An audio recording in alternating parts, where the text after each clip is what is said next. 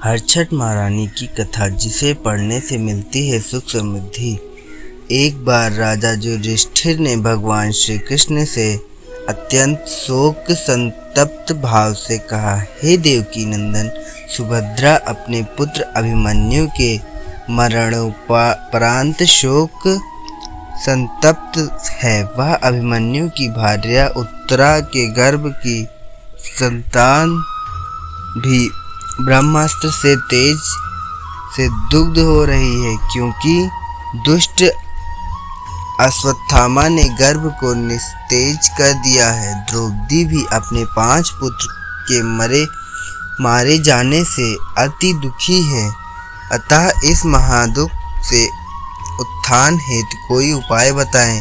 तब श्री कृष्ण जी ने कहा, राजन, यदि उत्तरा मेरे बताए इस अपूर्व व्रत को करे तो गर्भ का निस्तेज शिशु पुनर्जीवित हो जाएगा। यह व्रत जो भद्रपद की कृष्ण पक्ष षष्ठी पर भगवान शिव, पार्वती, गणेश व स्वामी कार्तिकेय की विधि विधान द्वारा पूजन पुत्र पौत्र की अल्पायु व शोक के महादुख से मुक्ति प्रदाता है। इस व्रत के संदर्भ में श्री कृष्ण ने राजा युधिष्ठिर को कथा बतलाने की। पूर्व काल में सुभद्र नाम का एक राजा था, जिनकी रानी का नाम स्वर्णा थी। राजा रानी को एक हस्ती नामक पुत्र था। एक बार राजपुत्र हस्ती धाय माँ के साथ गंगा जी स्नान करने गया। तभी एक ग्रह ने उसे खींचते हुए जल में अंदर ले लिया। इसकी सूचना धाय माँ ने आकर रानी स्वर्णा से कह सुनाया। इस पर रानी ने क्रोधवश धाय के पुत्र को धधकते हुए आग में डाल दी। पुत्र शोक से व्याकुल धाय माँ निर्जन वन को चली गई और वन में एक सुनसान मंदिर पास रहने लगी। वन में सूखा तृण, धान्य, महुआ आदि जो मिलता खाती और मंदिर में विराजित शिव, पार्वती, गणेश जी की पूजन कर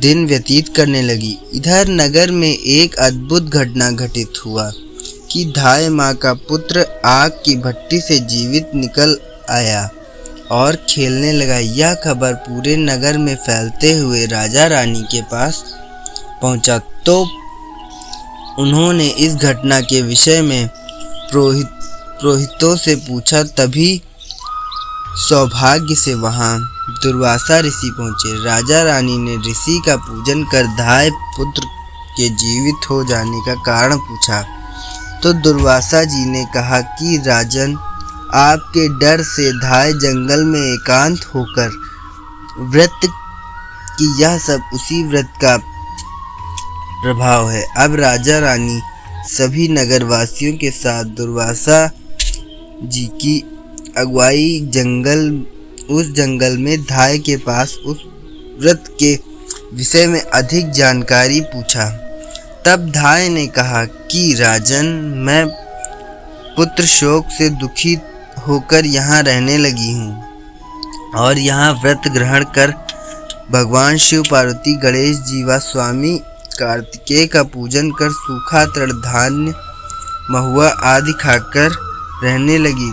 तब रात को मेरे स्वप्न में शिव परिवार के दर्शन हुए और तुम्हारा पुत्र जीवित हो जाएगा वरदान दिया। अब रानी ने व्रत की विधि विधान को पूछा तो दुर्वासा जी ने हलसृष्टि व्रत की संपूर्ण विधि विधान बतलाया। राजा रानी ने हलसृष्टि व्रत की महिमा जानकर व्रत को किया। व्रत के प्रभाव से राजपुत्र हस्ती ग्राह के चंगुल से छूटकर खेलते हुए नगर आया।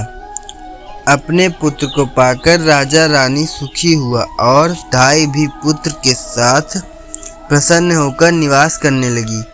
वही बालक हस्ती आगे चलकर परम प्रतापी हुआ और अपने नाम से हस्तिनापुर को बसाया।